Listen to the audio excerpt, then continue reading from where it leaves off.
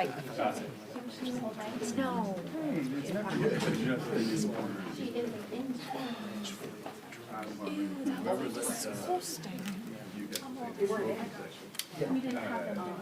So, smoking got sort of pushed out of the public sphere in the U.S. a lot earlier. There you go. Yeah. Hello. I remember one time we had a non-smoking seat, and we were in the first row behind the smoking section. Like, what good is that? So, next time we're like, okay, we really have to make it. We're not right behind the smoking. No, you're not. So we got on the little side of the plane. Look at all those So cameras. right side of the plane. Better to see it.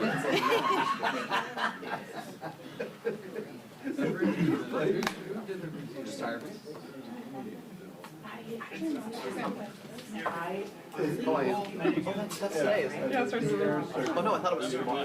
Today and tomorrow. Today and tomorrow. I read December 11th. That was like the first thing I saw. Where's your civic engagement, Sam? Stay on top of it. I know, I should know this considering Dave is on the board. Yeah. I mean, the wedding. So she threw up. And then the ride, what I thought was a 20-minute ride, but 2.5 hours, death ride along the jagged coast to what's the airport? Monterey Bay. Monterey Bay, or what, yeah, the Monterey Bay. To the well. Yeah, not The grill. And that, it looks like Montego, but it's like they'll go passing on the line, turns, cars crash. Hi. Hi. Just couldn't look up.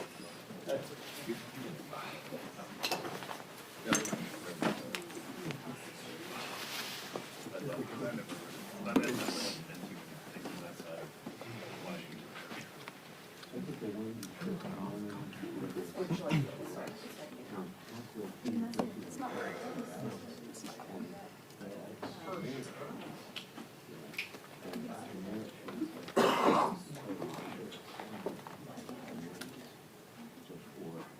To protect the sun. The driver went in there, so the driver went in there, and I was going to show you how we drove the minutes, and I said, no. The exact. Me?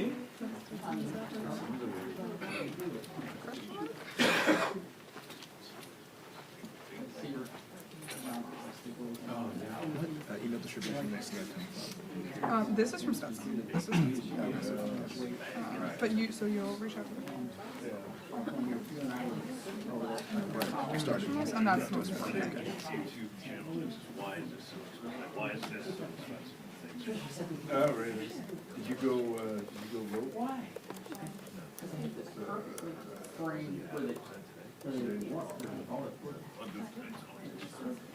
But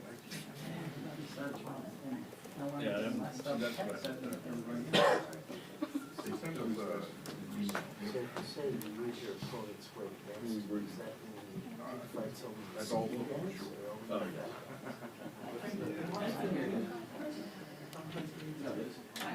Iran National Internet. This is real terrible. You can't go and tell the truth. That's Caitlin, Kim, You gotta come up with no better. What's up? Good to meet you. Yeah. How's everything going? It's going good. Loving everything so far? So far, yeah. I feel like I'm drinking out of a fire hose. Hey, Bill, how are you? Hey, good. How are you? Good to see you. Thanks. I appreciate it. Yes. I got like 35, so. Really good promo. Yeah. Yeah, that's right. Hopefully. But if you see me scurry out, that's why. You know what they're talking about this morning, so who's just But it's the Monday night when he says something. They had you on air when you And I was like, what is that? I like it though.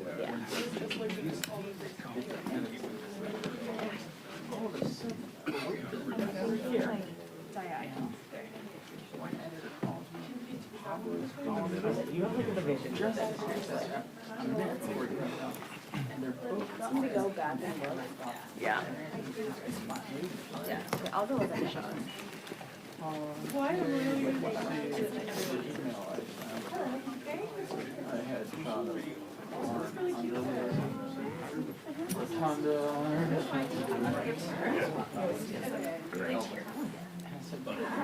I gotta go, I gotta check out. Well, wait a second, we backed up on the, and then Pablo got. And, so now, I miss, he's called, they found out later, oh, well, it was, I just, after some of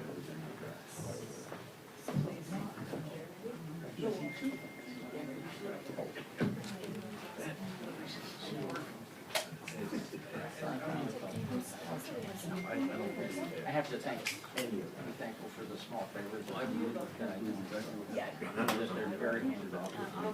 Exactly. All of our conversions.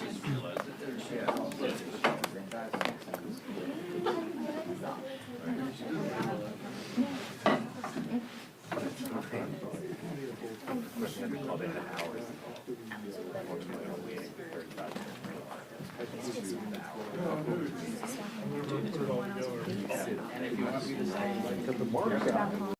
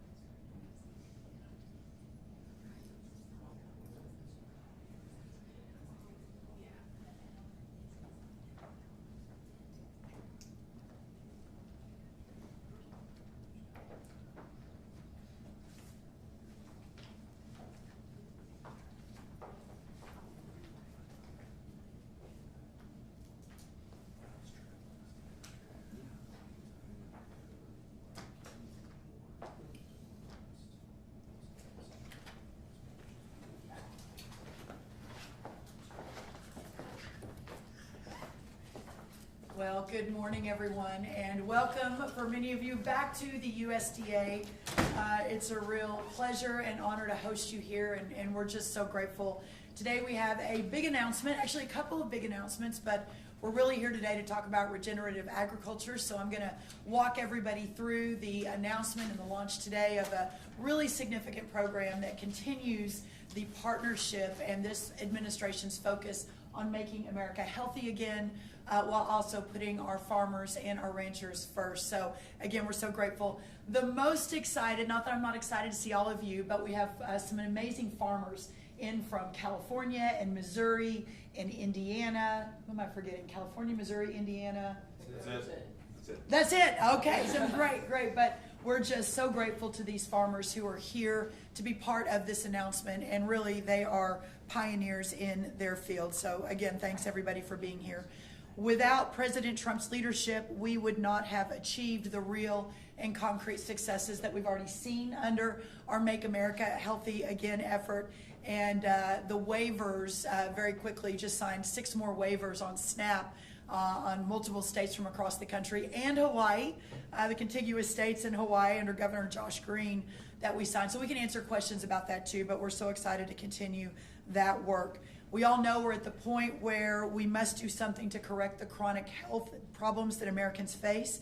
Over 75% of Americans' youth between the ages of 17 and 24, as you know, we've been talking about it, but important to constantly remind, those kids are ineligible for military service because of obesity, poor physical fitness, or mental health challenges.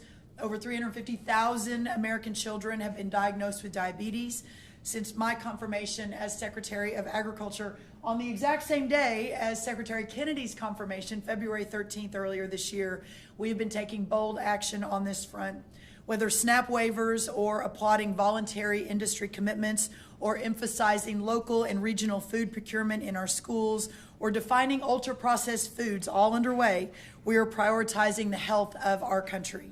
I am also excited to give an update on our revised farm-to-school grants, which put farmers first and promote healthy choices, healthy families, and healthy outcomes. This year's opportunity streamlined the application process, removed woke DEI requirements, and supports expanding access for small family farms to markets and infrastructure by facilitating connections to the child nutrition marketplace. The farm-to-school application period just closed, and I'm so excited to note that USDA received a record-breaking 645 applications. The record high in the past was 386, so we nearly doubled that. The awards will be announced early in the spring. We continue to actively work with Secretary Kennedy in crafting sensical dietary guidelines for Americans, which are set to be released early next year, so in a couple of weeks. Federal nutrition advice must be sound, simple, and clear. These guidelines will prioritize whole, healthy, and nutritious foods, such as whole-fat dairy, fruits, vegetables, and meats, and suggest limiting highly processed foods and those high in sugar. President Trump and my colleagues, led by Secretary Kennedy on the MAHA Commission, know our current health outcomes, especially for our children, are unsustainable, and that American agriculture and our agencies are at the heart of that solution, and what an honor it is. We're doing things a little bit differently than typical Washington, D.C. Since our confirmation, we have encouraged the states to think differently and creatively as our laboratories of innovation about how to solve the many health issues facing America. So that was a really exciting thing to do. We just finished signing several of those SNAP waivers, and we can take questions on that. Dr. Oz will talk a little bit about that, as Secretary Kennedy will. But really today is about the next step in making America healthy again, in addition to those waivers, and that is talking about regenerative agriculture. Regenerative agriculture is a conservation management approach that emphasizes natural resources through improved soil health, water management, and natural vitality for the productivity and prosperity of American agriculture and all of our communities. Today, we are launching a new Farmer First regenerative agriculture pilot program, which will invest $700 million specifically to support regenerative agriculture. We will deliver this support through existing programs our farmers already know and already trust. Protecting and improving the health of our soil is critical, not only for the future viability of farmland, but to the future success of American farmers. In order to continue to be the most productive and most efficient growers in the world, we must protect our topsoil from unnecessary erosion and boost the microbiome of the soil. Today's announcement encourages these priorities while supporting farmers to transition to regenerative agriculture if they so choose. This is a Farmers First pilot program and the first of its kind. The pilot brings USDA's Natural Resources Conservation Service, or NRCS, we have our incredible leaders here, Aubrey Betancourt, back to its core mission, helping people help the land through whole farm, outcome-based voluntary conservation that our producers trust. For too long, our conservation programs have been severely fragmented. This pilot replaces that fragmentation with one unified process that evaluates everything at one time. Whole farm planning is the centerpiece, ensuring that all resource concerns such as soil, water, and natural vitality are addressed together, not one piece at a time. Producers will benefit from a single application, reducing red tape and making conservation easier to access and our programs more impactful. As President Trump has done since day one, we are committed to restoring America's natural strength by empowering producers with simple outcome-based tools. Producers at every stage, from beginners just starting with cover crops to advanced operation with years of conservation experience, many of those are represented by our farmers today, will find a pathway through this pilot. Each producer's results will be measured and credited back to the farmer through an outcomes report, recognizing and rewarding improvements they achieve on their own land.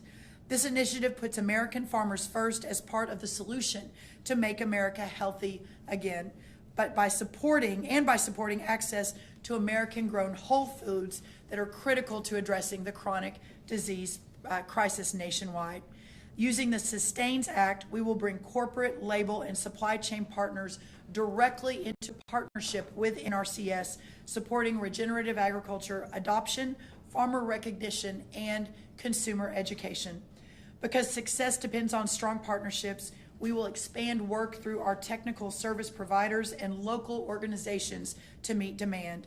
In addition, the Office of Urban Agriculture and Innovative Production, supported by their advisory committee, will extend regenerative priorities into cities and urban areas and urban communities across our great country, again aligning with the MAHA agenda. And many of those places in our country, as you know, are those that are facing the most severe crisis regarding nutritious foods and access to nutritious foods. This new pilot is about results that last. It will make our farms more productive, our land healthier, and our water cleaner. Again, we're so grateful to everyone for being here. At this point, I'd like to turn it to my great partner in all of this work, Secretary Bobby Kennedy. Thank you all again for being here, and we will be answering questions. Thank you very much, Secretary Rollins. This is the fulfillment of a promise that we made in the MAHA report. The MAHA report, which we released 2.5 months ago, has 120 recommendations for how to transition, how to eliminate the chronic disease epidemic and transition to a healthier America.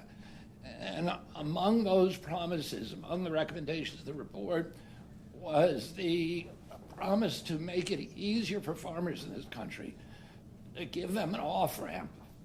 Farmers who are dependent on inputs, on chemical and fertilizer inputs, to give them an off-ramp where they can transition to a model that emphasizes soil health, and with soil health comes nutrient density. And without coercion, through voluntary action, to give them good incentives to do well by doing good for themselves, for our children, and for the country.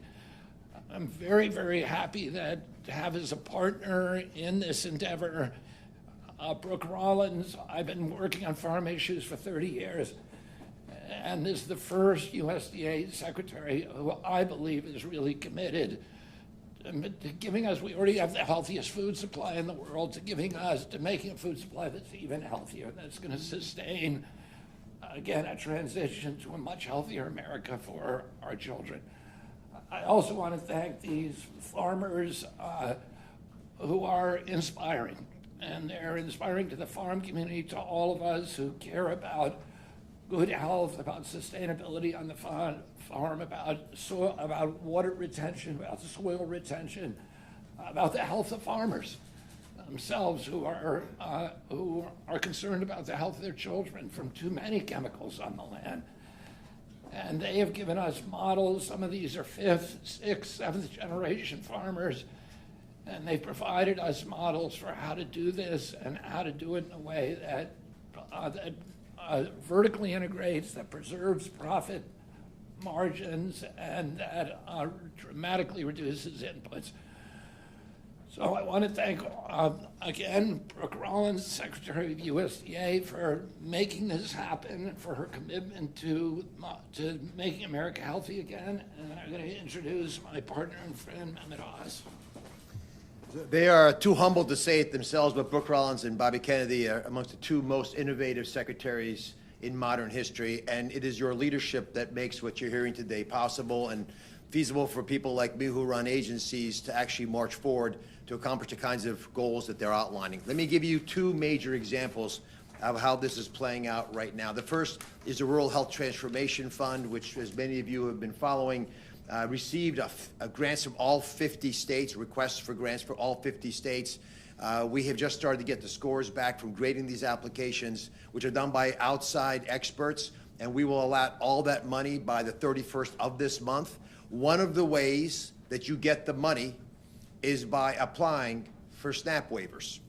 If you apply for a SNAP waiver, and as the 6 documents here that were signed by Secretary Rollins today would attest, there's a lot of interest in this. You get paid extra money. If you actually get your legislator to ratify these agreements, you get additional money. Now, we've also asked states to submit proposals for participating in the Presidential Fitness Challenge, something that Secretary Kennedy's uncle created, and they get points for doing that as well. They also get points, by the way, for opening up credentialing so that rural communities can take advantage of clinicians that might live across the state border, that might be closer to where they happen to be, in the little corner edge of their state than from the big city in the middle part of their state. So our intent is to provide better health care across the board, and that Rural Health Transformation Fund is going to put a 50% increase in federal and Medicaid dollars into rural health care over the current standard for the next 5 years in a row. That's, again, 50% more money, $50 billion every year, spread out over 5 years. The second big issue is to build demand. As regenerative farming and other tools are coming to the forefront, and higher quality foods are quantitated with the plans that Secretary Kennedy is pushing forward with the dietary guidelines, we want to make sure there's a voracious appetite, metaphorically and in reality, for these tasty and nutritious foods. And eating those foods makes you healthier and will save the taxpayers money, because Medicare and Medicaid won't have to pay out so much in healthcare claims. You either pay for it in food or you pay for it in healthcare expenses. We therefore are pushing both in Medicaid and Medicare for clinicians to talk in their annual wellness visits with with kids if they're pediatricians, and with adults if they're primary care providers and general practitioners, and they get points, they get bonuses if they have these conversations teaching about healthy food. But it's even more provocative, I believe, now, is we have the ability to incentivize plans like Medicare Advantage plans, which cover 34 million Americans, to provide in the supplemental benefits that they give for chronically ill patients, which is now 34% of all beneficiaries. That's a doubling since last year. But they can't just give any food. They must give food that is nutritiously valuable to these chronic illnesses for the third of Americans who get them, and they have to meet the dietary guidelines, which will be released next year. So it allows us now to enhance the ability of purchasing, the U.S. government's purchasing power and insurance companies' purchasing power to support the changes that are being made by the Secretary of Agriculture. Brooke. Thank you, Dr. Oz. We've asked one of our farmers, Blake Alexander of California, a former state 4-H and FFA officer, and a multi-generational farmer. Blake, it's so great to have you. Just a couple of words from you. Alfalfa hay and dairy farmer, great to have you here. Thank you. Well, thank you very much. It's a true honor to be here. And our farm, Alexander Family Farm, was the first certified regenerative farm in the United States. And since that happened, I've kind of carried this load on my shoulders to attempt to help spread the message across the country to conventional farmers, organic farmers alike. And I'm just going to simply say that regenerative farming is simply farming in harmony with nature, with the way that God intended or our Maker intended. It's paying attention to the biology and building nutrient density in the soil, the plants, the crops that our animals eat. For us, it's chickens and cows, and then ultimately it's the milk and the nutrient density for food for humans, and making our planet a better place. In harmony with nature means that we're cleaning up the water supply on our farm, we're cleaning up the erosion that may or may not happen with both soil and water.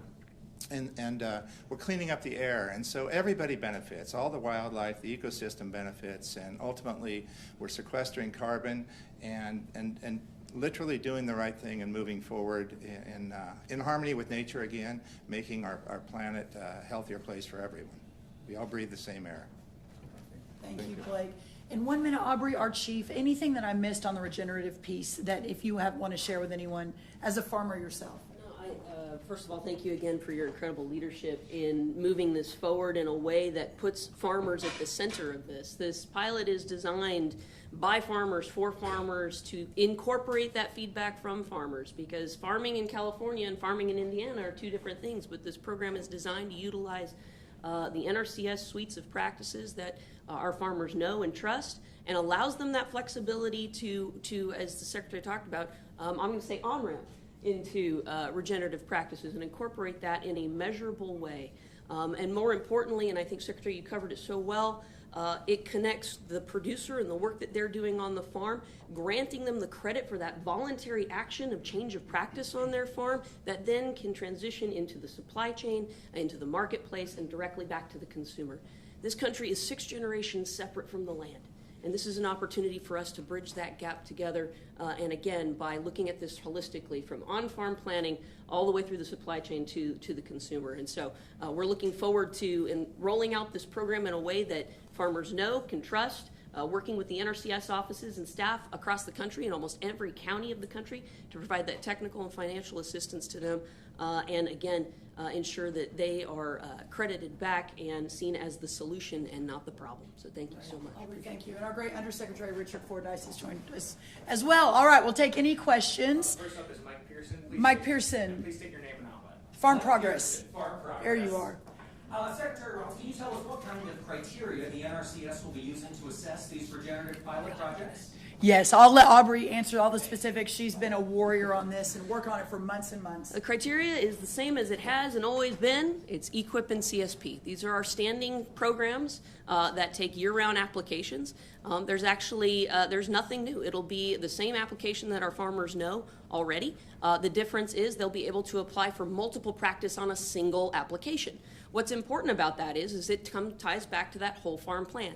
The idea being that we're going to look at all of the resource concerns on the property at one time instead of drive-by conservation, where we're only looking at maybe soil health here and maybe in a few years we're going to look at water management. No, it's going to come back to a plan. Let's start working the plan with the farmer. This means we've got to put our NRCS staff back out in the field where the farmer, where they belong, and we're making incredible efforts and investment in that as well. The Secretary has been a tremendous champion of that. But this is the same EQIP and CSP rolling contracts as we have all throughout the year. Thank you. Yes, sir. Hi, I'm Mark Keller, EA News. Yes. Madam Secretary, I think I heard you mention urban agriculture and also technical assistance. Maybe you could expand a little bit on that. I don't think those are two things that the Office of Management and Budget really loves, but will the budget request protect them?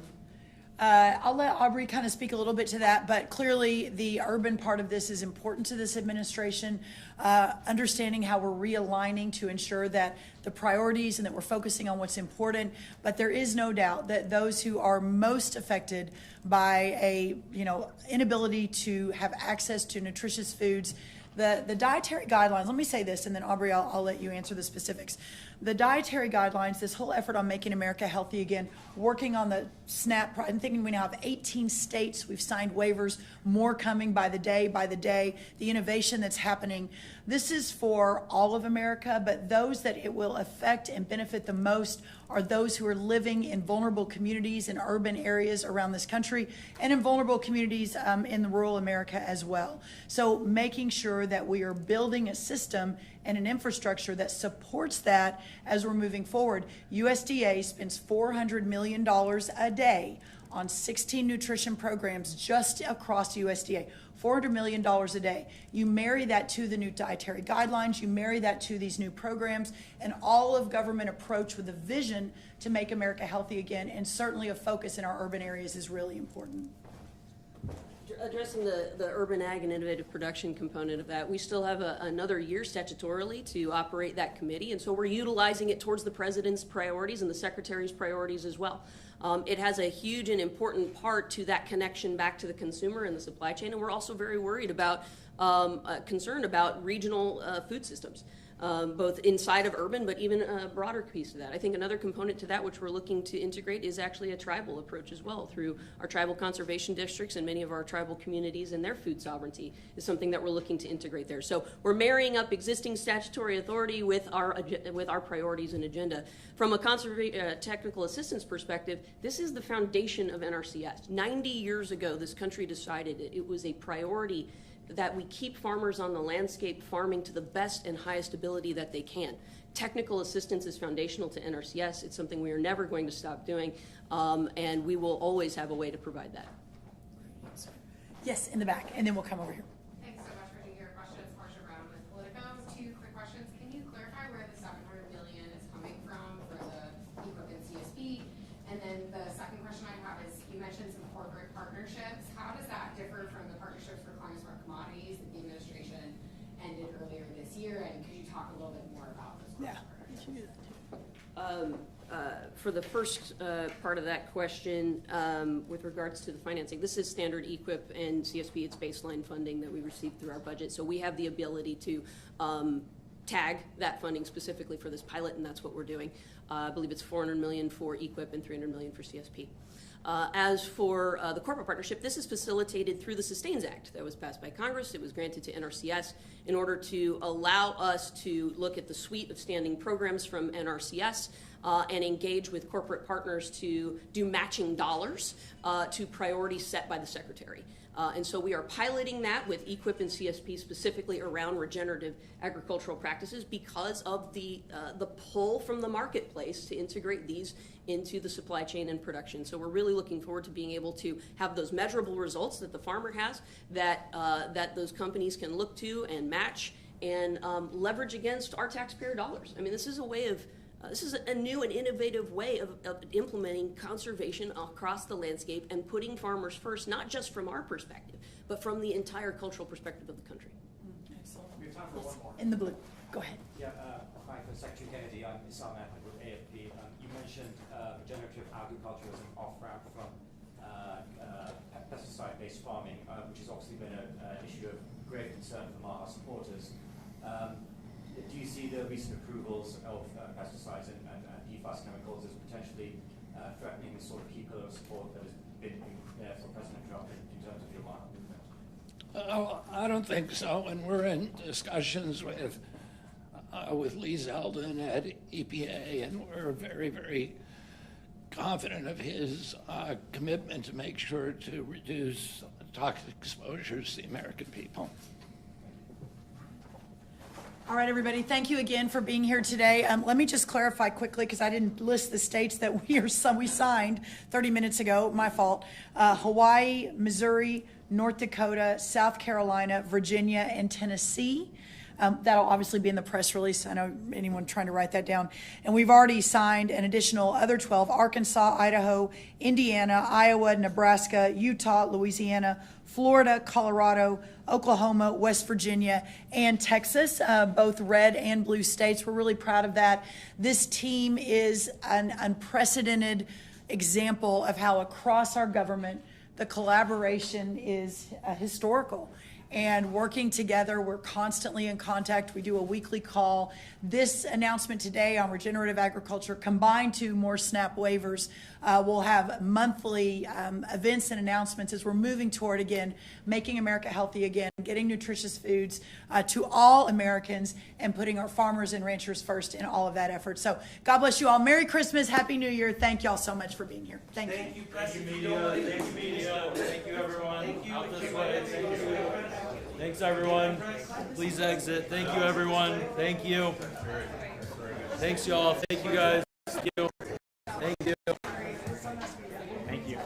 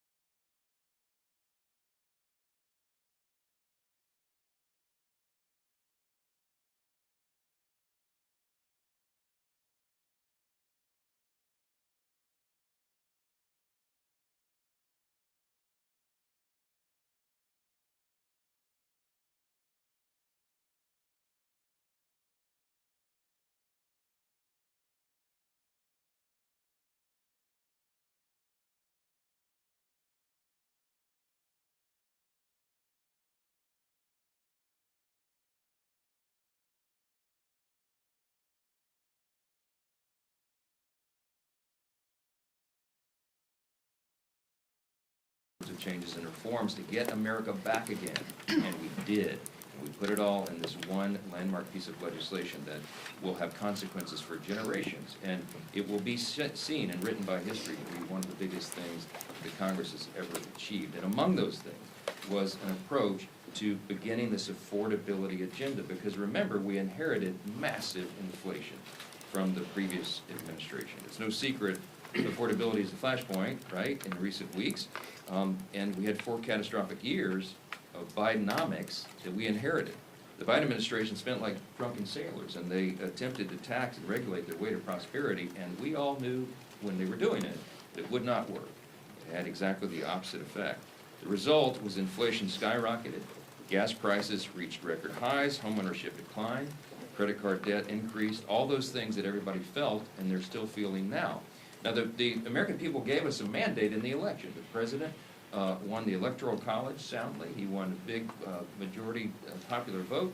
We got the highest vote total for House Republicans in the history of this institution, and they charged us to go fix this. We began that process with a big, beautiful bill, and we have never let up on the accelerator. We keep it going, day by day, week by week, notching away at this, trying to fix everything that the previous team broke. And now I wish we could flip a switch right after the election and make it all go away, make it all right. But you know that's not how the economy works. It takes some time to implement new policies and root out the bad things, and that's what's happening. It is a fact that the Biden administration and their Democrat enablers in Congress, we cannot forget, wrecked the U.S. economy. That's what happened. And we had to take it over in January. This is why Democrats' newfound claims about affordability are just patently absurd. Okay, here are the facts, and you know this. Many of you don't write about it, but these are the facts. They're undisputed. They broke the economy, and now they want to lecture to the American people about affordability.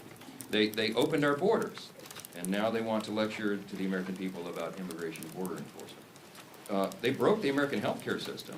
They caused premiums to skyrocket, and now they have the audacity to tell Republicans that the only way to save it is to throw hundreds of billions of dollars to health insurance companies, which would merely fuel a system that is rife with fraud, waste, and abuse. You cannot be an arsonist and a firefighter at the same time. That's the message for the Democrats. Let's be very clear about one thing. When the Democrats talk about health care affordability, okay, this catchphrase that they have, they are talking about one thing and one thing only. They are talking about continuing handouts to big insurance companies. They have no ideas, they have no desire to fix the broken system they created. They just want to subsidize it. And subsidy is a big word. It means they're taking taxpayer dollars and funding a broken system. That is their entire affordability agenda in a nutshell. This agenda does not lower health care costs. All it does is hide the cost of the failed law, which we assume is the point. And their proposal, which is a 3-year extension of these enhanced subsidies, the Democrat COVID subsidies that they created, that they put the expiration date on for this December, that proposal to extend that for 3 years is devoid of any reforms to clamp down on the rampant waste, fraud, and abuse, and it continues to provide taxpayer-subsidized health care to Americans who are making hundreds of thousands of dollars in annual salary. It doesn't make any sense. Now, you heard Whip Emmer and Leader Scalise reference the massive fraud that's just been uncovered in the last week or so in Minnesota. We know that this has been going on around the country in these deep blue states, and now the evidence is starting to come forward. It's staggering. It should upset. It should anger every American. This is where their dollars are being wasted and abused. A new report by the Government Accountability Office, which I haven't seen too much written about yet, you should look into that. It is an eye-opener as well. It makes clear why it would be a dereliction of duty to just extend subsidies without massive reforms to them. Okay, over the last 2 years, this is investigators at the Government Accountability Office. Okay, they submitted 24 fraudulent applications for the ACA subsidies, the Unaffordable Care Act subsidies, Obamacare. Okay, of the 24 fraudulent applications that they created intentionally to just see what would happen, 23 of them were approved. These applications were completely fraudulent. The investigators did not submit any Social Security numbers, citizenship documentation, or reported income documents. And 23 of the 24 applications were still approved. 18 of those, by the way, are still receiving coverages they were as of September of this year. That means the Obamacare exchange and insurers didn't verify any of the information They're supposed to under the law. And they proceeded to pay tens of thousands of dollars to insurance companies for people who do not exist, okay? The GAO report also found that 29,000 Social Security numbers in 2023 and 68,000 in 2024 were used to receive more than 1 year's worth of insurance coverage. In other words, multiple people were utilizing the same Social Security numbers to openly defraud the American taxpayers. The GAO also found that more than $94 million was sent to insurers on behalf of dead people, okay? This is the system that Democrats in Congress want to extend without reform. It's unbelievable. Listen, these are undisputed facts. The Democrats broke America's health care system when they gave us the Unaffordable Care Act, Obamacare, 15 years ago. Remember all the promises? I mean, some of y'all were here. The average premium and the average family is going to go down $2,500 a year. You're going to be able to keep your doctor. You're going to love this system. None of that was true. In fact, it's the opposite. And premiums have risen because they broke the system dramatically over that time. In some areas as much as 70%, and some over 90%. And those things are still on a trajectory to rise further. Now, what are we going to do about that? The Democrats had a chance to vote to make life more affordable earlier this year in the Working Families Tax Cut, big beautiful bill, and they blew it. The House version of the bill, you may remember, included cost-sharing reductions. We passed that out of the House, and we sent it to the Senate, and what that would have done is would have lowered premiums for the average American family by over 12%. Democrats fought to strip that out of the bill. Every American watching today should remember that. The Democrats had a chance to actually lower your premium 6 months ago, but they refused because they wanted to keep health care as a political football. They do not want a solution. They want an issue. That's what this is about. They used the American taxpayers, they admitted themselves during the longest shutdown in U.S. history a few weeks back, as leverage in this cynical political game. So in the coming days, what you're going to see is the other party, the Republican Party, continuing to do the important work that we've already begun to actually lower the cost of health care and reduce fraud, and we hope Democrats will join us in those efforts. There are two parties in this town. One has no intention and no plan and no desire to lower your health care costs. They really haven't put any good idea on the table. They just want to subsidize a broken system. Check them on that. The Republican Party, on the other hand, is already demonstrating that we know how to do this. We're not just talking about it, we've done it. In the Working Families Tax Cut, you will remember, in the Medicaid reforms, we went after program integrity. We didn't change the substance of Medicaid, as they claimed falsely. We went to program integrity. Why? Because we owed that to the American taxpayers. We got ineligible recipients off of Medicaid, and we cut out the fraud, waste, and abuse. And the CBO said they've calculated it saved $185 billion for American taxpayers and reduced premiums. We reformed it to strengthen Medicaid. Those same principles are going to guide us in the months, in the weeks, the days and weeks and months forward. As Leader Scalise noted, we have some low-hanging fruit. We have some things that every Republican agrees to. Democrats won't. Remember, they don't actually want to fix this problem. But you're going to see a package come together that will be on the floor next week that will actually reduce premiums for 100% of Americans who are on health insurance, not just the 7%. Remember, the COVID-era subsidy only covers 7% of Americans, and it was passed and extended without any reforms at all. It would only reduce their premiums by 4%. So they're using that as a red herring. The overall system is broken, and we're the ones that are going to fix it. You will see that laid out. Thanks to the good work of Chairman Cole and all of our appropriators, we have our appropriations process that will be going forward as well. We're moving those through the regular order process, and that's the way it's supposed to work. So you'll see many of those going through the process, and we think we can get it all wrapped up by the end of that deadline on January 30th. And you'll see that process continue over the days and weeks ahead as well. I will say this again. This Congress has been the most productive and successful in the modern era, and I think you can make an argument one of the top 5 of all time. You've heard me say that. Look at the evidence and the facts. Don't listen to the talking points. This team has delivered with small margins what the American people asked us to do and what we promised we would do. And that work has just begun. It will continue in earnest all the way through the end of this year as we sprint through the end of this calendar year and we start the new session in January. We never take our foot off the gas. So with that, take a few questions. Speaker Johnson, do you intend to advance pro-life provisions in your health care package, such as Hyde amendments for whatever you advance? Well, look, it's an important principle. The Republicans always stand by the Hyde provisions. It's been a tradition in our law forever. We do believe in the sanctity of human life, and we think it's important that taxpayer dollars not fund abortion. I mean, this is a well-settled principle of ours. So this week, as we go forward, we're gonna do a lot of things on the floor, and we always keep our fundamental principles in mind. Let me tell you just some of these things this week. I mean, some of this has been mentioned, but real substantive things coming to the floor. We passed legislation last week to keep the CCP out of your children's classrooms and to cut costly red tape for small businesses. This week, you're going to have the NDAA on the floor, as Representative Kiggins has talked about, building on historic investments that we included in the Working Families Tax Cut to advance President Trump's Peace Through Strength agenda. By the way, I want to just tell you, before somebody's going to ask about these provisions, this legislation, the NDAA, codifies 15 of President Trump's executive orders, as the leader mentioned, provides a well-deserved pay raise for our troops. It advances the Golden Dome. It revitalizes our defense industrial base. It ends woke ideology at the Pentagon, and it keeps the border secure. And it's the product of months of work by Chairman Rogers and our House Armed Services Committee with Representative Kiggins and all the colleagues there.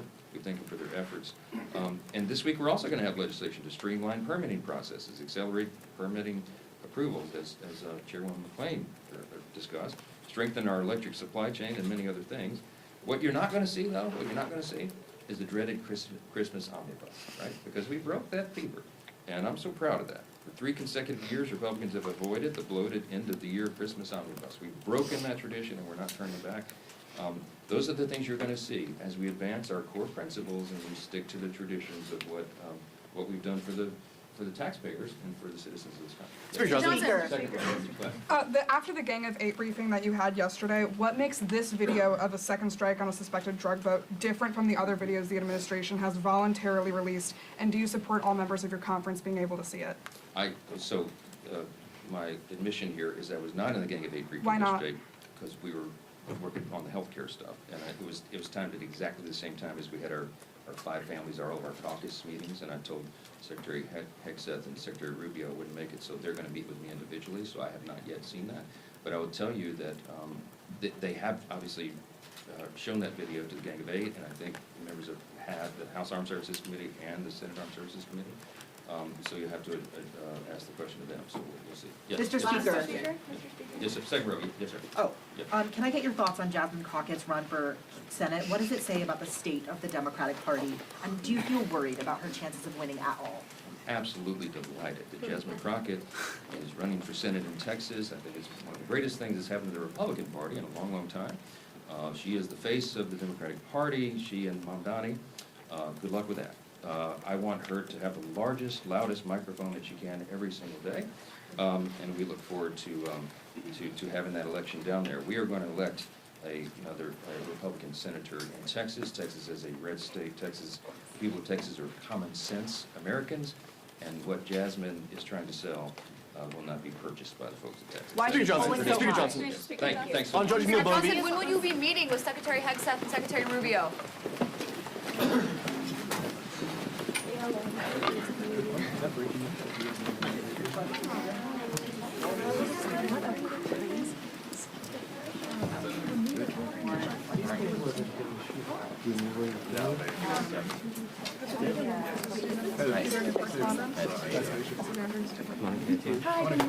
Wow. How are you? Good friend. No, I did not. I'm still there. Wow, you're really mean to me. What? I'm gonna come right back. Why?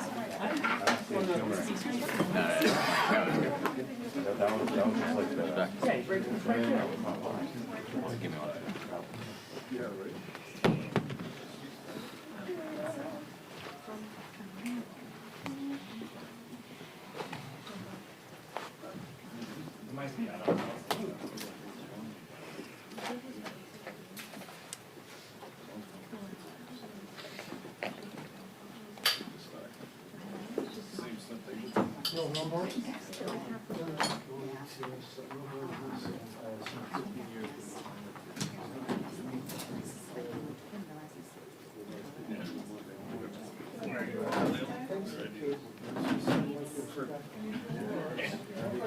hasn't worked since we've been trying it. Yes.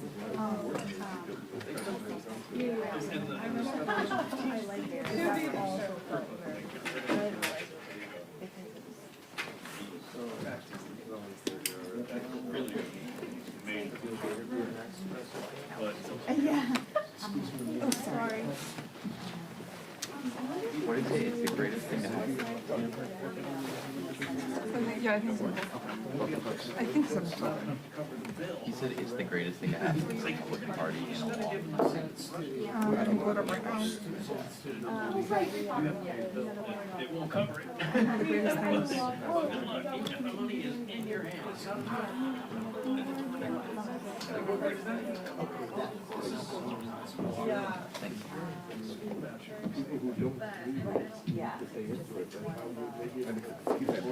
Oh, yeah, that's China, well, that's that whole thing. Not just Like,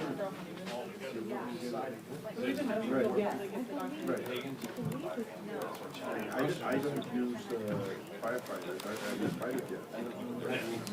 Yeah. Oh, I love that. The pilots pay for their own jet. I think you should be able to get a certain amount of credits based on its action. Yeah. And some, not right away. And there's certain class. There should be a class, maybe two. But I don't know. A little quiet, yeah. Like I just need to. How much of it becomes?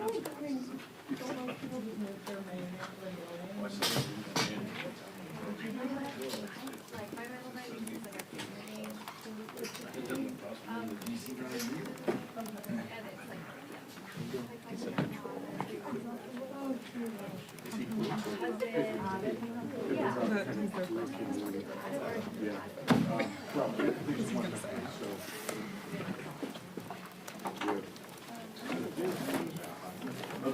Yeah.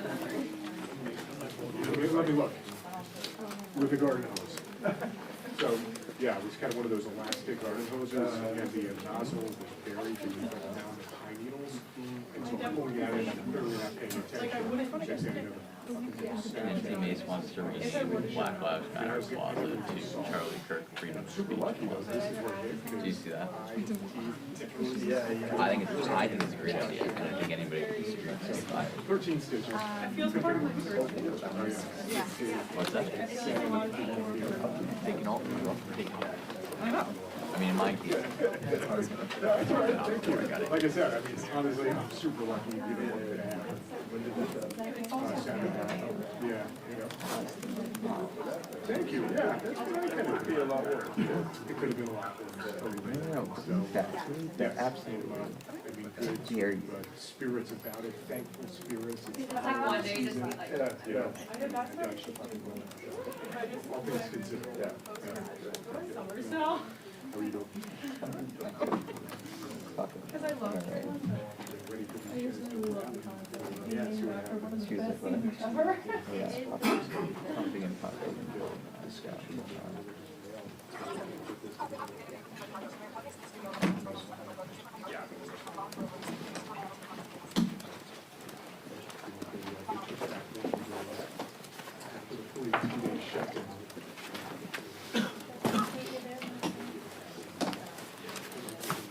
Sorry, ma'am. I'm gonna go there. But I don't want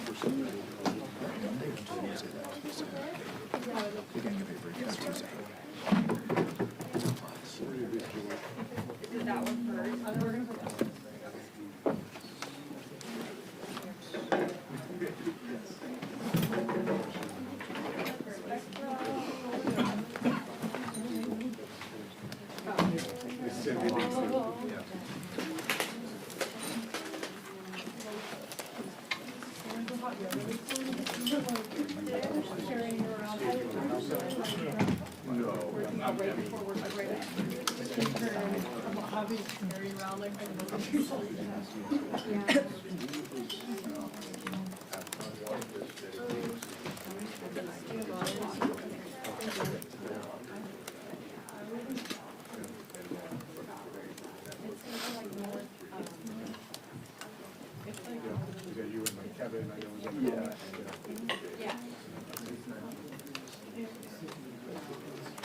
Of course.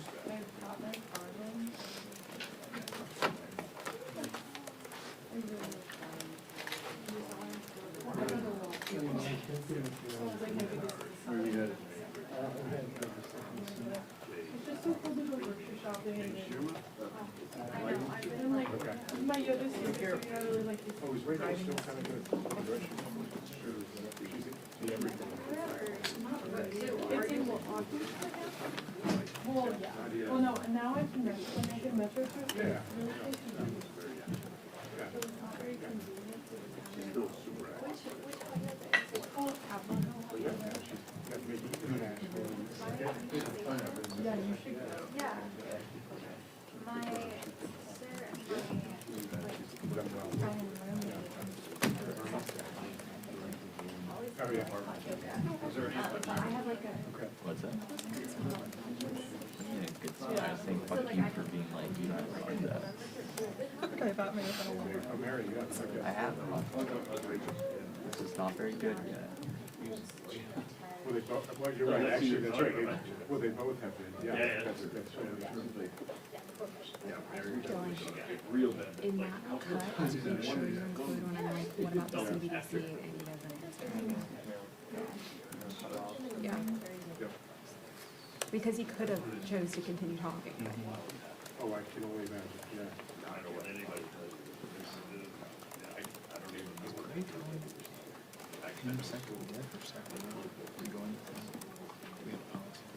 No. I think we're still going to maybe we're in the room. But, a lot worse. It's the leader, the principal of the group. And they might have, it might have been secured.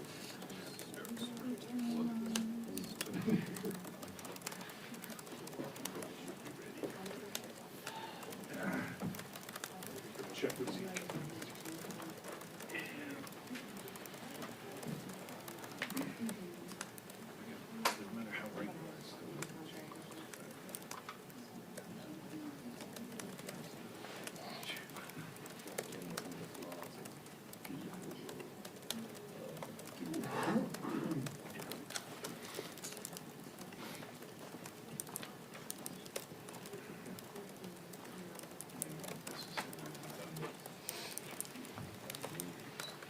No.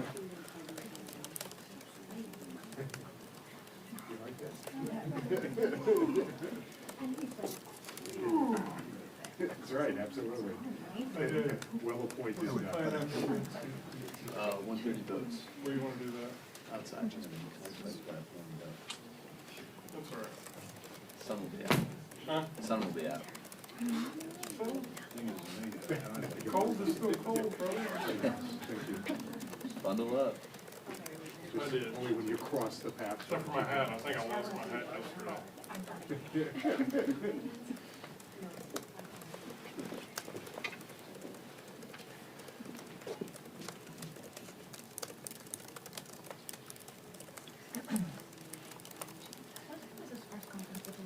Is it 10:45, but Johnson ran so late. I think all the members are in the green room now. Okay, so thanks. It's kind of crazy. All the members? I didn't realize they talked that Members long take before the taking yeah. all 3 questions. Jeffrey's the exact opposite. He talks for like 1 minute and then takes like 10 questions. After the gang of 8, were you before you Yeah, I saw that. That was funny. I made it. See, I made a smart investment by not going to that. I just have a 6th sense for whether a press conference is going to be correct or not. Well, it was like, they called though. Like, it wasn't. I mean, they do gotta go to. So true. But No, also no, no. don't have 18 members.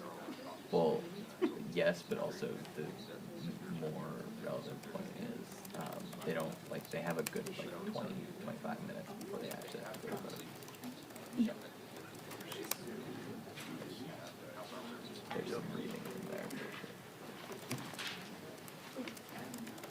I don't know.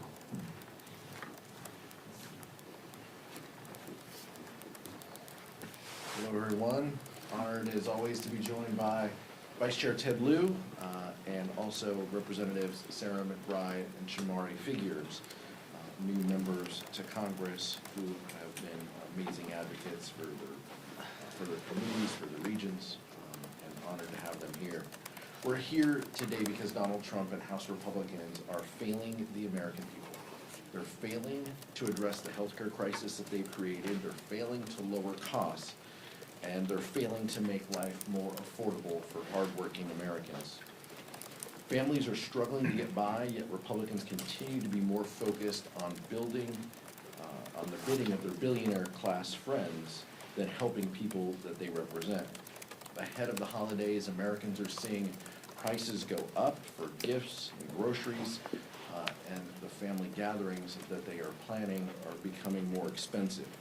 On top of that, Republicans have no real plan to ensure Americans' healthcare premiums don't skyrocket before the end of the year.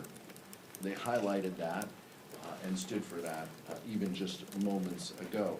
For months, House Democrats have been sounding the alarm that Republicans need to work with us on extending the Affordable Care Act tax credits to keep health care costs low for American families. And we've put forward a plan that has the support of every single member of the Democratic caucus. We only need 4 Republicans to join with us in signing a discharge petition to prevent the American people from losing their health care coverage. Because we know when people don't have health care coverage, they don't stop getting sick. They don't stop needing medication. They don't stop needing to take their kids to the doctor. If they can't afford to go to the doctor, they won't see one, or they'll go to the emergency room, which is the highest cost, most expensive way to get care and limits our already burdened healthcare system. Which Republicans will be brave enough to join us? We just don't know. The American people can't afford inaction from Republicans, and it's time that they put politics aside and do the right thing. Lower costs, save healthcare, put the American people first. Now I turn it over to Vice Chair Ted Lieu. Thank you, Chairman Aguilar, and I am so honored to be here today with 2 of our amazing freshmen, Shamari Figures and Sarah McBride. I also want to note that we had an election yesterday in America, and I want to congratulate Eric Gisler in Georgia for flipping a state house district.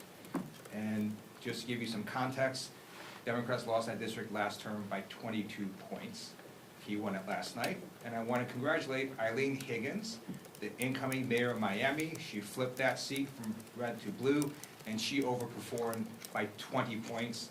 She is the first Democrat in nearly 30 years who's going to be mayor of Miami. And I dare Florida Republicans to try mid-decade redistricting, because we're going to win the seats that you have to weaken among Republican incumbents if you try this. Now, we have an affordability crisis in America. Electricity costs are surging, grocery prices continue to increase, and healthcare costs are skyrocketing. What is the President of the United States focused on? I'm just going to read you one of his many posts on social media. This one was from 2 days ago.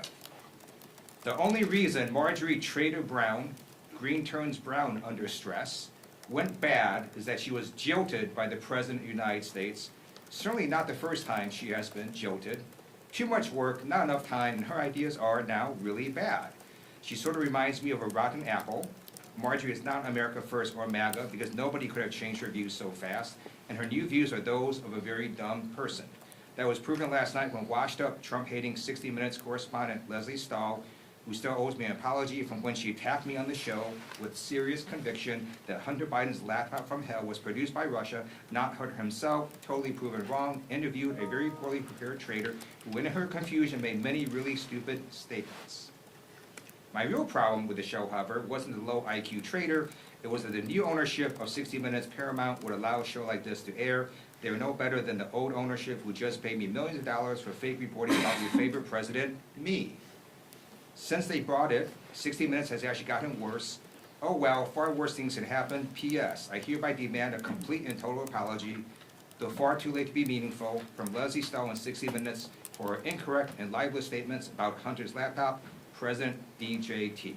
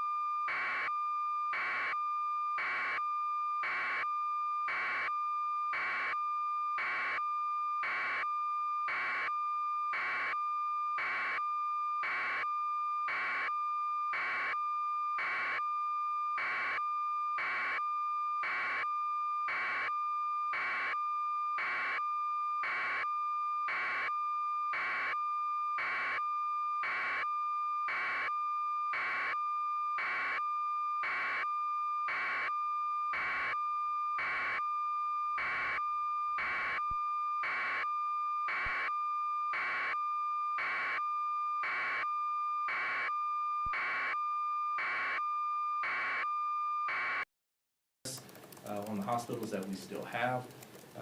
And people are going to continue to suffer some of the worst healthcare outcomes, because all of that I just said is all in a district that has the third lowest life expectancy in America. And so this is something that we have to get Republicans on board to fix. We just need a few. We just need a few to join us to do the right thing.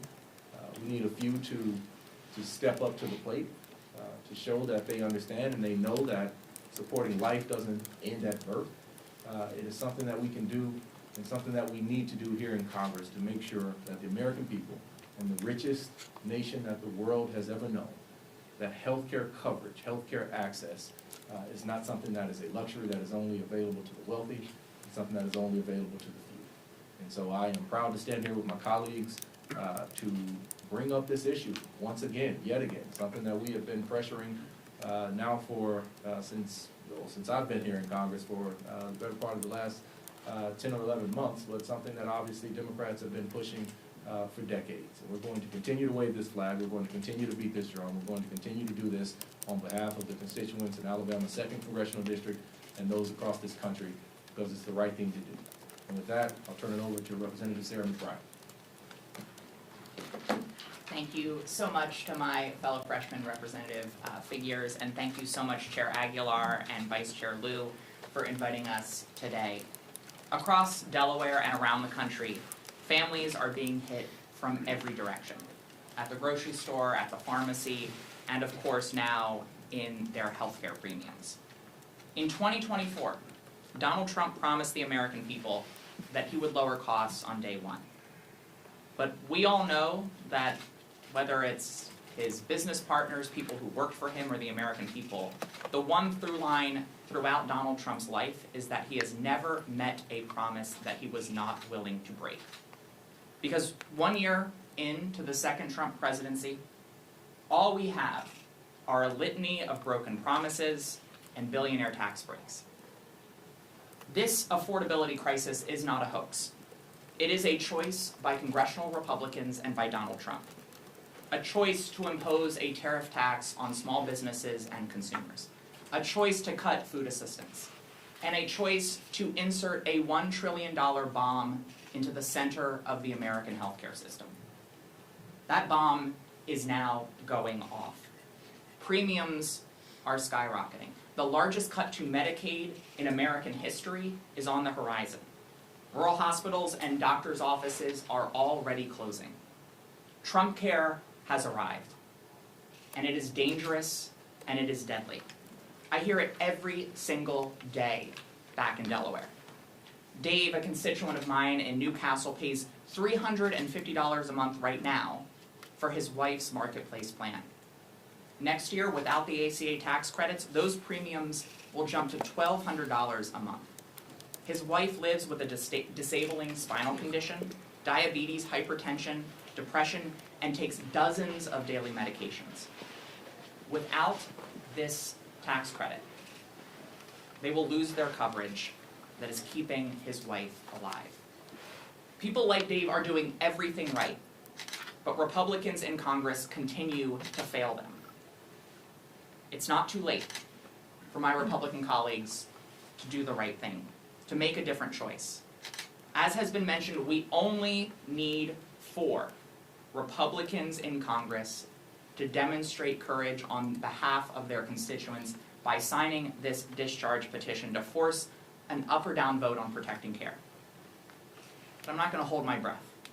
Because while we are freshmen, while we are new, what has become abundantly clear to us in the last 11 months is the only thing that congressional Republicans are more loyal to than Donald Trump is to cutting the health care of the American people. Imagine winning those elections, getting all of that power, and spending all of your political capital on kicking millions of people off their coverage and jacking up healthcare prices for everyone else. People deserve so much better than what congressional Republicans and Donald Trump have offered them. I ran for office after my experience as a caregiver to my husband during his battle with terminal cancer. And I simply do not believe that in the wealthiest nation on earth, any American should have to go without the health care that they need to live and thrive. And so long as there is air in our lungs and breath in our bodies, House Democrats will fight for an America where every single American can get the health care they need regardless of where they live and regardless of who they voted for in the last election. And so with that, I'll turn things back over to Chair Aguilar to answer any questions. Thank you, Representative McBride and Representative Figures. Andrew? What do you think of Haley Stevens introducing articles of impeachment against Robert Kennedy Jr. today? I think that what Robert Kennedy Jr. has done to the healthcare system, what he stands for, his latest support for decisions that reduce Americans' access to vaccines are deeply troubling from a public health perspective. I understand that members have frustrations and concerns about it. I don't know how successful those measures would be in a Republican-held Congress, but I appreciate that members have a lot of views on this and want to hold the Secretary accountable. He is someone who is an impediment to Americans having health security. I think that's very clear. And the day for accountability will come. I don't know when that is, but the day for accountability for the Secretary and many others of the President's administration will come. We'll see what that looks like, though. Nick? I want to ask about the NDAA. Do you expect to support final passage of that bill whenever it comes up later today or tomorrow? We'll see when it comes up. They got to pass the rule first. I think they're having some difficulty with that. If it comes up, we've had a caucus conversation this morning. Adam Smith presented the bill to the caucus, and members will make their decisions. I'll wait until the rule passes, and then I'll indicate where I stand on the bill. This NDAA has a provision in there requiring the Department of Defense to release the video of the strike on the Venezuelan boat, particularly their second strike that killed 2 defenseless shipwreck survivors. And if the Pentagon doesn't do that, then the Secretary of Defense's travel budget will be reduced. So you have now bipartisan support to get this video released, and we need to be asking, the American people will be asking, what is Pete Hegseth hiding? Thank you, Mr. Chair. President Trump was in Northeast Pennsylvania last night, kicking off what the administration has described a series of events promoting his economic agenda, his economic policies, pushing back on Democrats' criticism of his role in the affordability crisis.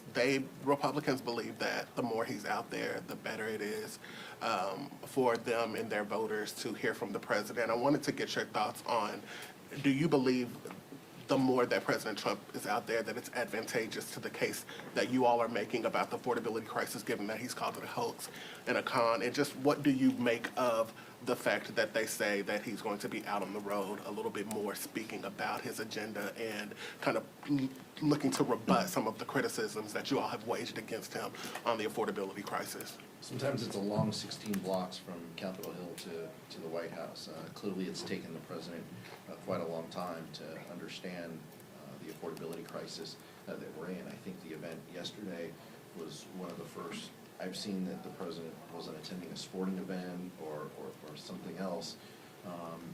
But saying that the economy is A+++, calling the affordability crisis a hoax, these are things that the American people just know aren't true.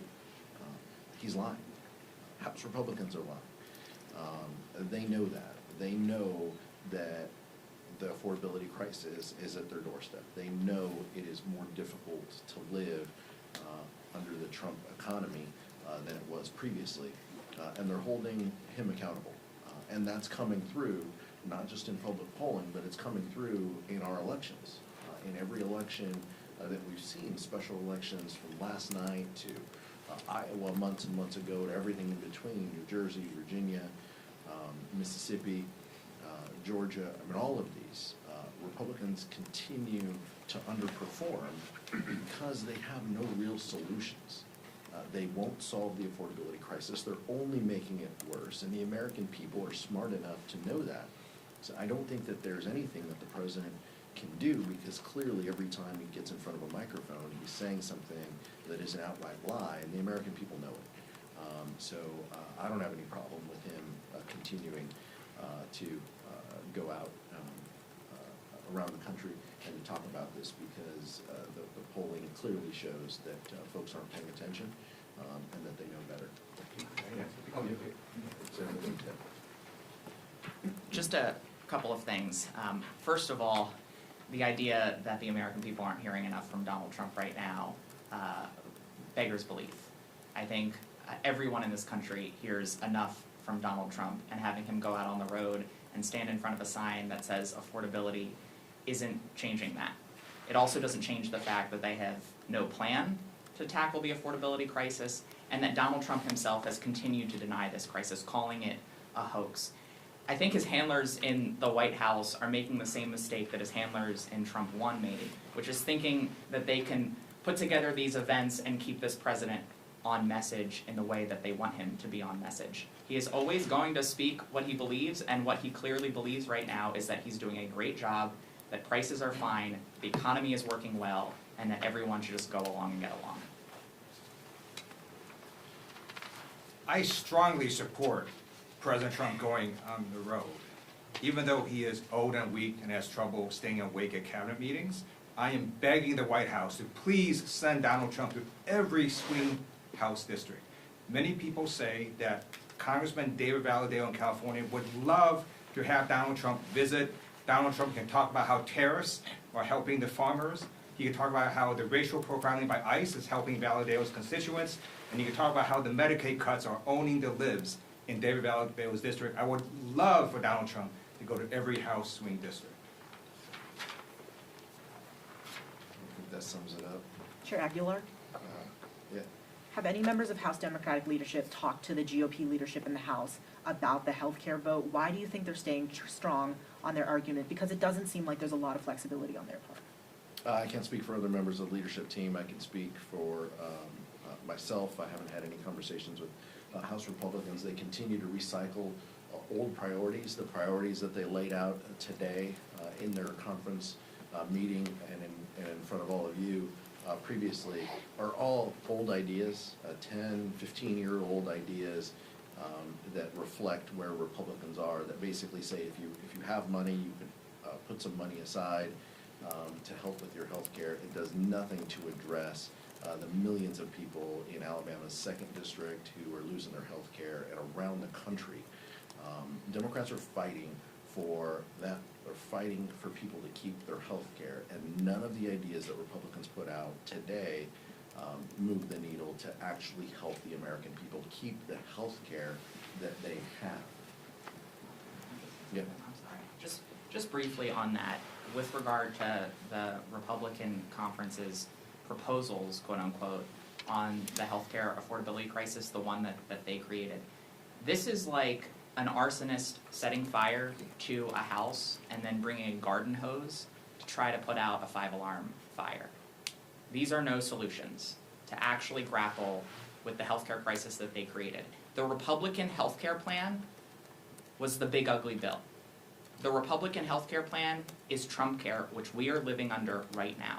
The largest cut to Medicaid in American history, a massive cut to Medicare, inaction, letting the ACA tax credits expire. That is the Republican healthcare plan, and that has been the Republican healthcare plan for decades. Because every single step of the way, Republicans in Congress have tried to prevent progress in expanding access to healthcare and have tried to cut healthcare for the American people. And it certainly stands in stark contrast to our proposals, to extending the Affordable Care Act tax credit, to expanding Medicaid, to improving Medicare, and to guarantee that every single American can get health care without breaking the bank. In the middle of this affordability crisis, there is growing concern that the construction of these AI data centers in rural communities specifically could be increasing the cost of utilities like water and electricity. Do Democrats see this as a priority? And if so, is there any bipartisan consensus that this needs to be addressed? Democrats see rising utility costs under this Republican administration as a priority. We see the data, we see the numbers go up. Vice Chair Liu, I'll let speak, is convening some stakeholders to speak to members of the Democratic caucus on these issues. We think rising utility costs are a concern for the American people. One of the first things the administration did was to gut any renewable energy proposals that the previous administration had in place that would have diversified our energy, with lowered costs, made significant investments, those types of things. And his opposition to an all-of-the-above strategy really harms the American people and is going to continue to rise their costs unless we address it. And the Democrats have ideas and strategies on how to do that. But we're going to need to ensure that we have the gavels in order to deliver on that. There are a number of reasons why electricity costs are surging under the Trump administration, outpacing inflation. The tariffs, for example, do increase the prices of many products, some of which these utilities do use. In addition, the Trump administration canceled a number of green energy projects, and when you reduce the supply of energy available, you're going to drive up costs. And yes, it's also true that AI data centers also do use a similar amount of electricity. And when you take this in combination, you have electric costs surging. And again, what is Donald Trump doing? He's simply rage tweeting on his social media posts and saying batshit crazy things. Speaker Johnson today said that Jasmine Crockett running for Senate is the greatest thing that happened to the Republican Party. The Republicans have tended to make, or try to make like a boogeyman of people in the Democratic Party. We saw it with Mamdani during the shutdown, and now with Crockett. Do you have a reaction to these comments that they're making? I think Speaker Johnson is trying to do anything he can to distract from the majority that he's seen, that we see dwindling. And it's like sand falling through his hands. He just can't keep a hold of it. He sees that. He would much rather talk about a Senate race than he would the Georgia House races that Republicans lost, or the mayor's race that the vice chair mentioned, first time in 30 years that a Democrat has been mayor of Miami. He wants to distract and take away from this because he's losing his grip on his majority. That much is very clear. So the more that Speaker Johnson wants to talk about the national landscape and the Senate environment, I absolutely support, because he's losing his majority next November, if not sooner. Thank you. Mike in the back. Thank you. On the ACA subsidies, yesterday we saw yet another plan to extend them 2 years, not the 3 years you want, and it's got some eligibility limits and some HSA, promotion language in there. But it does have the advantage of being bipartisan. Jared Golden's on it, Tom Suozzi, a couple others. Do you see a scenario where if the option is no extension of subsidies, or you guys have to swallow a shorter window and some of the reforms that you don't like, but do you see a scenario where that is the vehicle that can actually get something done? No one has signed on to your discharge petition from the Republican Party. We want to help the American people. We want to pass laws that help the American people. The House and the Senate, Democrats both have the 3-year proposals that you mentioned. There's 2-year proposals. There's 1-year proposals that are bipartisan. I understand that. We're not negotiating, here in this room. Let's see what the vote totals, look like. I don't anticipate that either of the Senate proposals has 60 votes. Democrats have said, we'll go anywhere, we'll talk to anyone if it delivers support, if it supports our health care for the American people. That is our policy. We feel that the 3-year proposal is the best, fastest, most certain way in order to do that. But we're willing to have conversations, and members are having conversations as you see with that outline. We support members having those conversations. Right now, let's see where the vote totals are. That group is growing. It is bipartisan, as you mentioned, but it is nowhere near the 200+ members that we have on our bill right now. So let's give it some space and some time. But our focus, our North Star, is always going to be, how do we deliver the most help to the most people? And that's what it will continue to be. Yeah, sure. I'll add to that, in the lead up to and during the shutdown process, the one message that was consistent coming out of the Democratic caucus was, come and talk to me. Meet us at the table. let's discuss a way to keep healthcare affordable for millions of people. The fact that we're even getting to the point now where there are bipartisan solutions, I think is an outcome, or bipartisan proposals rather, is an outcome of that messaging and of that belief and of the strategy of Democrats to be willing and open. It's not even a strategy, it's a core principle, right? Just come to, like, we all got elected to Congress to come here to try to hash out different deals in different ways where we understand we won't get everything we want, we understand they won't get everything they want, but we should be able to come together as adults in a room and come up with solutions that literally will save lives in this case. That is so drastically necessary. So I think, you know, that is progress that we're seeing those sorts of offers on the table. And I think it's progress that's been driven by the leadership of the Democratic caucus and the position of Democratic members of Congress. One of the things that it also speaks to is, where is Speaker Johnson, you know, on this? His members are clearly speaking out against him by supporting these bills, 1-year, 2-year bills. He is nowhere to be seen. That's why discharge petitions happen. That's why discharge petitions have been successful, is because he cannot lead a group. He cannot keep them on the same page because they know his North Star is how to decimate the ACA and hurt the American public, and they know that that's not popular. They're just waking up to it, and they're trying to do something to send a message to their communities that they're aware of it after they voted for the largest Medicaid cut, healthcare cut in American history. Well, on that, a quick follow then, if I could, because Mike Johnson is not going to bring the Fitzpatrick bill to the floor because, as you say, he doesn't support the subsidies that you do.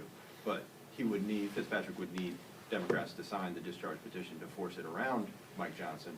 Would you guys be willing to sign the discharge petition if the 3-year plan doesn't reach the 218 threshold? Look, let's see what the 3-year plan delivers on the discharge side. I haven't heard specifically if Congressman Fitzpatrick and the other Democratic sponsors are ready to discharge their bill. So there's a couple steps here before we get to that point. But like Shamari said, look, the American people know that the Democratic Party supports healthcare. We want to deliver support to as many people as we can to avoid this catastrophic cliff that Republicans have created. Unfortunately, Republican leadership doesn't want to meet with us or talk with us about it. So we'll see what the member-to-member conversations will yield. Last question.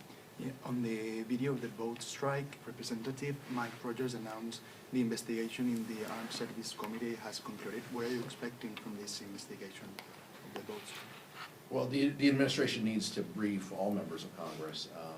Some members of Congress have been briefed. I think all members need to have access to the video and to a comprehensive briefing in a classified setting, as well as whatever report is done by the House Armed Services Committee needs to be available for all members to look at and to view. As the Vice Chair said, there are some accountability measures within the NDAA and withholding parts of Secretary Hegseth's budget until the information is released. That's a good start. We need more of this information, and we need to ensure that we understand what the focus will be moving forward as well, and if there are any changes to policy that the Secretary has conveyed to his combatant commanders. Thank you so much.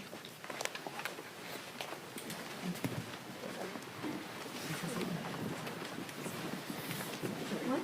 Sorry, excuse me. What'd you say? I'll tell you after. Okay, sorry. All right. I wonder what they still feel like they need to ask.